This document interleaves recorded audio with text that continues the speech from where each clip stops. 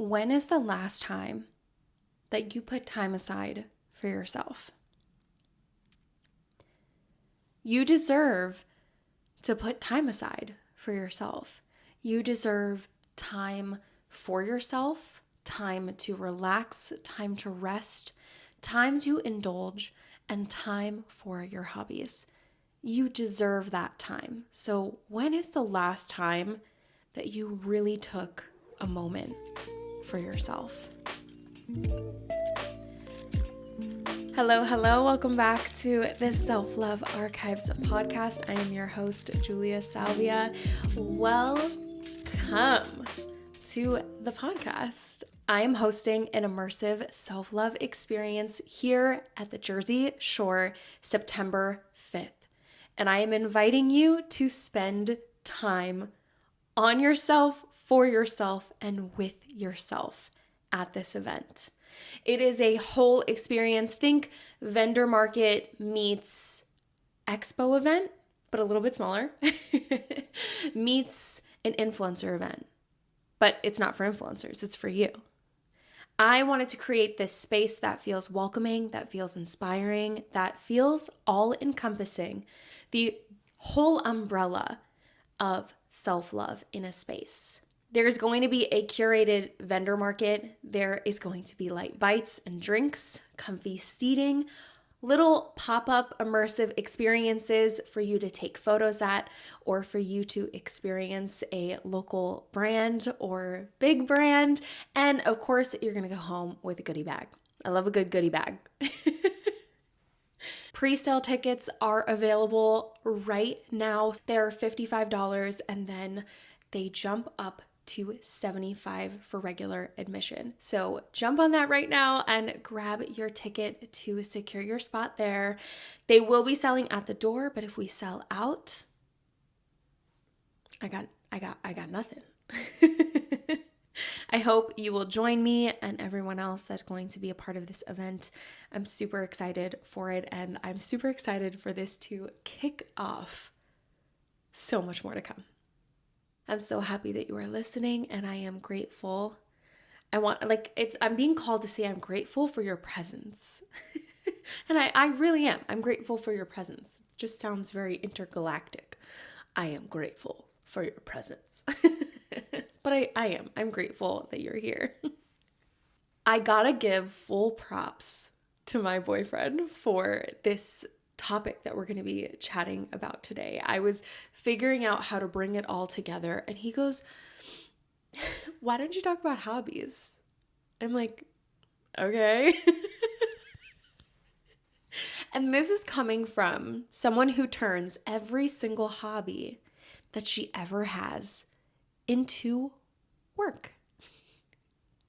So of course this is the perfect thing to talk about, because I am sure I am not the only person on the planet that turns their hobbies into work real quick. It's very easy for me to turn a hobby or relaxation or rest into work, because my job as a creator really overlaps my lifestyle. And it's a joke sometimes, it's a little bit of a laugh. But we also need to set dedicated time aside for rest, for our hobbies, for ourselves, to do absolutely nothing to do with work, to do things that have absolutely nothing to do with our job, with other people, things that we just do for us, things that fuel our heart and our soul. You deserve that. My boyfriend's really good at this. Again, I give him a lot of props. He loves gardening and golf. Those are like two of few big things for him. The minute that the weather gets warm, he hops on to the whole gardening train and the whole golf train too. It's like things go a little dormant in the wintertime, and the minute that the sun starts to peek out, the weather starts to go just a tad bit over 60 degrees. It's like the hobbies are now coming alive. And I have seen the amount of time, energy, and money he's put into these two hobbies, but most importantly, the pure enjoyment that he gets from both. It's almost like these are his children. I have seen somewhere that gardening, I would say hobbies in general, but that gardening is the new pet and pets are the new children. I would even go a step further and say that hobbies are the new pets/children. Everybody's taken on more hobbies and having less children and less pets, though I am still in the market for a puppy. The way that he'll run inside to tell me about the new growth of one of our peppers outside or one of our tomatoes finally turning a little orange is the cutest thing in the world. But in that moment, it is a huge reminder to me, but to all of us, because I'm sharing that with you now, how important it is to have hobbies and to do things that we genuinely just get pleasure from doing. Just pure enjoyment for the sake of it being enjoyable. You know, I love relating things back to astrology just so that everything can come full circle and we can really understand ourselves better. But this week, the week that I'm filming this episode, there is so much lovely astrology in regards to our relationships. And not just our relationships with other people, but our relationship with ourselves, our relationship with things, our relationship with stuff, our relationship to our hobbies. And today, Monday, July 8th? What is the date? I think it's the 8th. It is indeed the 8th. Venus is sextiling Uranus. And what that means is that we are being pushed to find pleasure and connection in new and different ways. Venus, the planet of love, Uranus, the planet of change, are coming together in this beautiful place where it's just asking us to find pleasure in new things. And the way that I'm interpreting that is like, hey, find pleasure in new hobbies, find pleasure and connection in different kinds of ways, whether that's connecting with someone, going to do something that you haven't tried before, or trying out something that maybe you haven't done in a long time. And although this astrology specifically is happening today as I'm filming this for you on Monday, July 8th, look back to your calendar and see what went on Monday, July 8th. It's still a really important point to push ourselves to try new things, to do new things, to focus on the pleasures and the connections in our lives. And again, whether that's with other people, with ourselves, or with things like our hobbies. So that's the astrology happening with our whole world. Now, for you personally, you're going to look to your 5th house. It represents children, it represents creativity, fun, kind of like how you come out into the world, like literally like the things that you enjoy, the enjoyment that you get from the world. It has to do with sex to some extent. The 5th house is the hobby house, as I like to call it. It's basically the fun house, and none of that clown stuff, fun house. I'm just talking about the pure like pleasure of life. Kind of like fueling this younger version of you, if you will. I have Capricorn in the 5th house, which if you get it, you get it.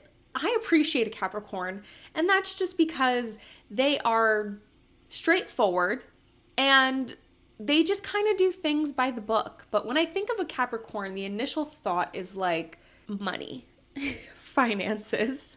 And maybe that's just me thinking of Capricorns like that because my dad was a Capricorn and he was like all about those things. But it just makes sense looking at this, that I have this creativity, this fun, this inspiration in the 5th house of Capricorn. my fifth house is in Capricorn. So it makes sense that I would turn my hobbies into work. And it also makes sense in the grand scheme of things why I need to be doing something for work that I enjoy and I get inspiration from. But I think that can get super lost sometimes when I'm not actually dedicating time to just enjoy life, to just enjoy things that I enjoy. So look to see what you have in the fifth house. If you know your rising sign, then you know what you have in your fifth house. You just need to count from whatever sign you have as your rising sign, 5 signs down. So I'm a Virgo rising, and the fifth sign after Virgo is Capricorn. If you are like my boyfriend, he is a Taurus rising, and the fifth sign after Taurus is Virgo. So he is Virgo in the fifth house. And the easiest way to look this up to get a little bit better of an understanding is you could use ChatGPT. You could use Google. I recommend ChatGPT because it'll actually give you a lot more information, but just tell ChatGPT, hey, if I have Capricorn in the fifth house, what does that mean? And it'll give you all the things that you need to know. But even if you don't know your astrology, take a second and ask yourself, what are your hobbies? Do you actually make time for those hobbies? If you do make time for those hobbies, do you actually get enjoyment and connection and inspiration and creativity from them? Or do you not? Maybe some you do and some you don't. Some you wish you could make more time for, and some maybe less. If you don't have any hobbies, ask yourself, what do you enjoy? The hardest thing for me was that for the longest time, my hobby was what I do as my career. So back in 2012, I started sharing videos on YouTube. I started making content and putting on makeup and doing all of this creative content. And that was my hobby for a really long time. 2012 into 2013 was when I went to college, my freshman year of college, and Instagram came out. This feels so long ago. I am so sorry if I am like giving you blasts from the past here. I'm making myself feel old. We are not old. I'm only 30. It's not old. It's really not.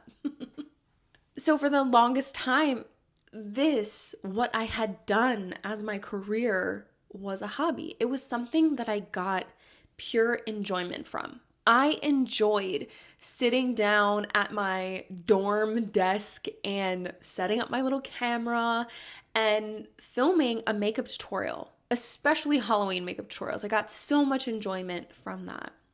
And as the years went on, it was hard for me to sit down and do it because that hobby turned into a job. It got me excited to put on makeup and film something and share it with the world. But now I wasn't doing this out of pure enjoyment. I was doing this in this very humanity sense of because I have to, because this is how I make a living. So if I woke up one morning and I really didn't feel like filming, but I had a sponsorship due the next day, I kind of needed to do it, whether I was doing it out of pure enjoyment or not. So when asked what my hobbies were, I didn't really have much to say because I didn't have any hobbies. There was nothing that I specifically did for the sake of enjoyment, for the sake of pleasure, for the sake of making myself happy or taking time for myself.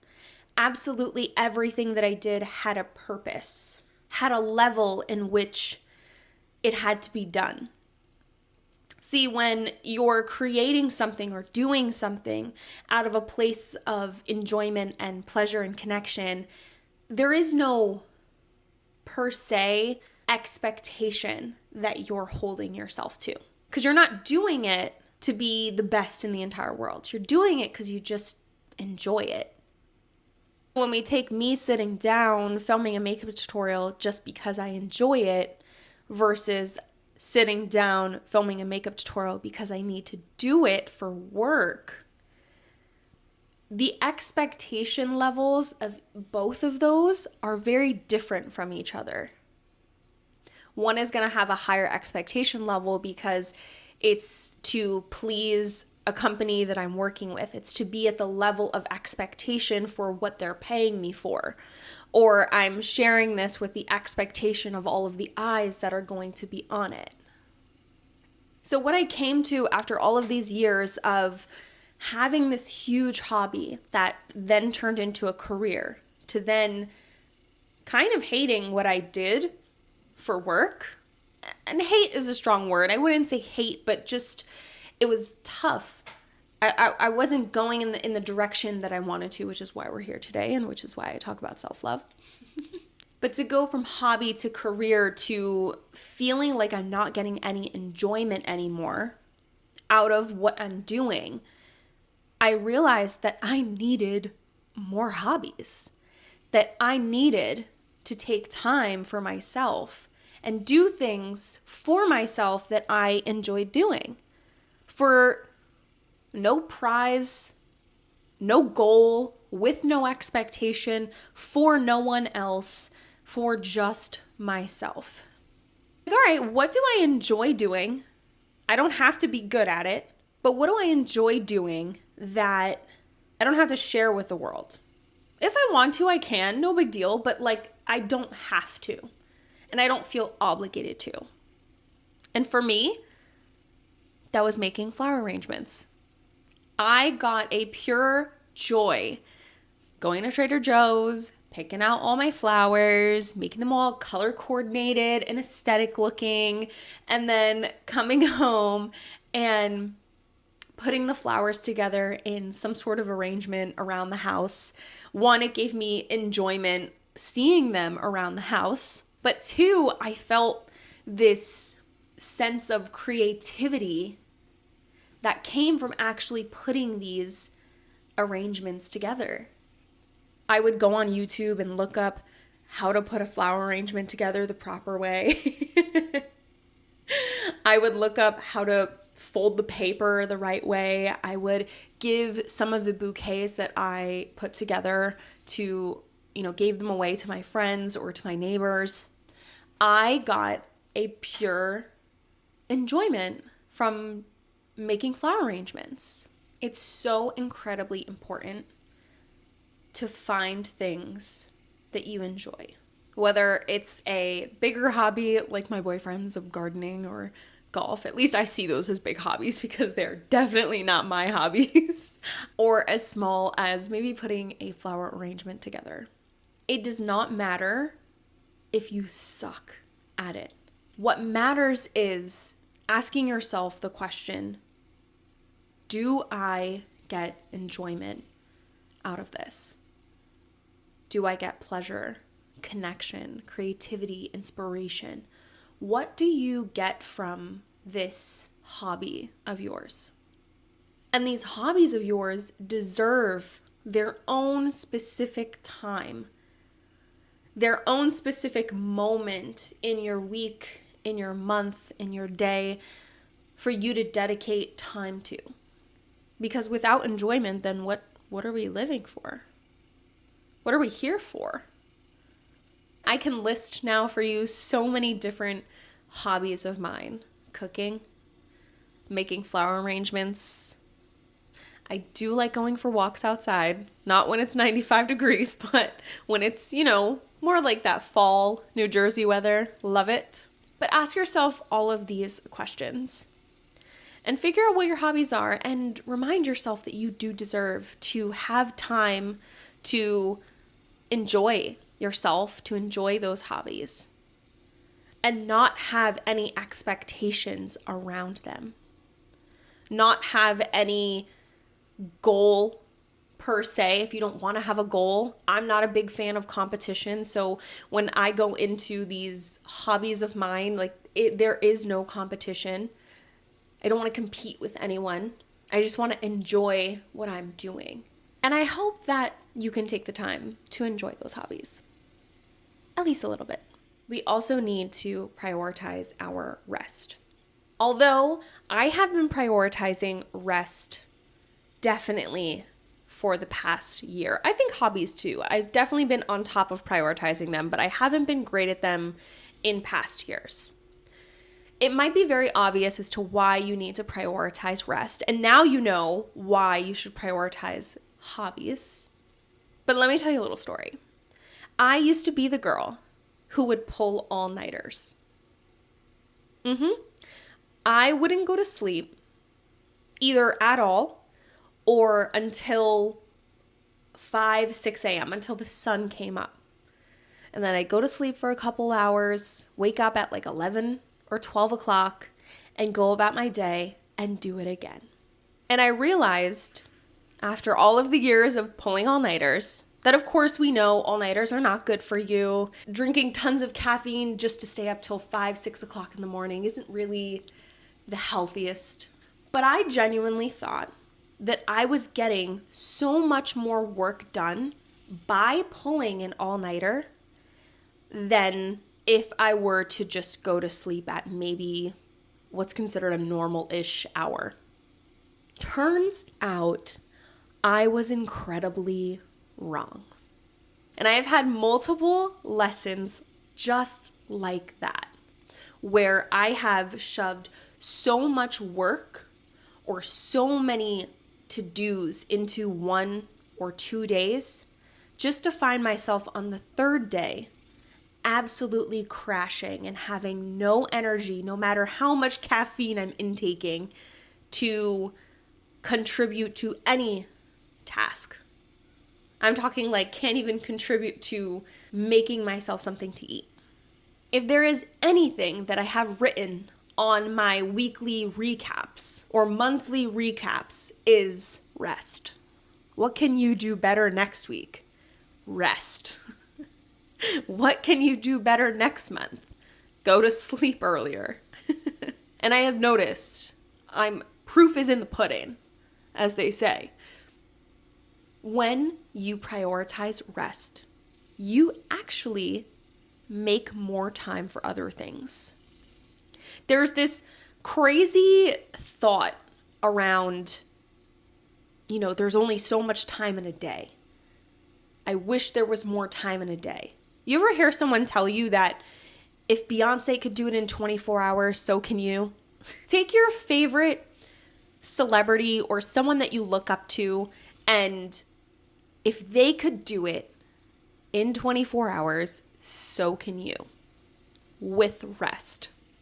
When I started prioritizing my rest and actually getting an adequate, if not more than adequate amount of sleep, and also putting time aside for my hobbies and enjoyment, and not just sleep rest, but rest, like just sitting on the couch and doing nothing, kind of like giving yourself a rot day. When I started doing that, I started to notice that I actually did more. I had more energy. It's kind of like when, we all know this is a thing. You have your phone for a year, 2 years, and you start to notice that the battery on that phone starts to not work as well as it did when you first bought the phone. That's you, because you never gave yourself a second to re-energize yourself with a hobby of yours or to appropriately rest or charge yourself. And because of that, now your battery depletes more quickly. If there's any piece of advice I can provide in regards to sleep, and I cross-checked this with a sleep doctor. I happened to be doing a woman's makeup, and her husband was in the hotel room, and he just happened to be a sleep doctor, so I confirmed these findings. When Google is just not enough? That was one of these moments. Sleeping in 90-minute intervals. I talked about this in regards to the Self-Love 100 challenge. If you want to download the Self-Love 100, I will link it in the show notes below. It is my challenge of 100 days of loving yourself more, where you push yourself to complete these tasks daily. And at the end of the 100 days, I can surely promise you that you will love yourself more. Just like when you put time aside to rest, dedicate time for your pleasure and enjoyment and your hobbies, you will love yourself more. That's why we're here talking about this, of course. But one of those tasks, one of those daily tasks on the Self-Love 100 is to sleep in 90-minute intervals, or to get adequate rest, to sleep, to rest. Have you ever slept like 15 hours? 10, 15, 12, something. Or something crazy, like something like just a lot. And asked, why am I still tired? It's because you didn't sleep or wake up in an interval, in a 90-minute interval. Our bodies have sleep cycles, and most of us have a full sleep cycle at 90 minutes. Some of us, it's a little bit longer. Some of us, it's a little bit shorter. For me, it's just a little bit shorter than 90 minutes. But if we were to wake up during this deep part of our sleep, so let's say that we woke up at 5.5 hours. We went to bed at 12 and we woke up at 5:30. We are waking up in the middle of one of those 90-minute sleep cycles. It's putting our body in this state of kind of incomplete. And that is why we don't feel well rested when we've slept for so incredibly long, or when we've slept for too little, or when we are waking up in the middle of one of those 90-minute cycles. Now, this doesn't mean that you're waking up every single 90 minutes. This just means that when you do decide to wake up an hour and a half, 3 hours, 4.5 hours, 6 hours, 7.5 hours, 9 hours. The adequate amount of sleep does depend on where you are. If you are a woman or someone who does have a cycle, you are going to have different amounts of sleep that your body needs according to where you are in your cycle. When we menstruate, there is a higher amount of sleep that our body and rest that our body is going to need because it's doing all the things. I truly, now at 30, do my best to get no less than 7.5 hours of sleep. 9 hours on a really great night, and 6 hours if I'm really just crunched for time. I don't even want to say it like that, but 6 hours if maybe the time went over my head and I need to wake up early.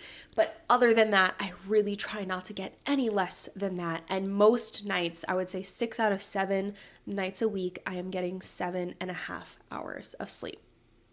So try this. See how it works out for you, sleeping in 90-minute intervals. Like I said, some of us have a little bit less than 90 minutes. Some of us have longer sleep cycles, but figure it out for you and give it a try.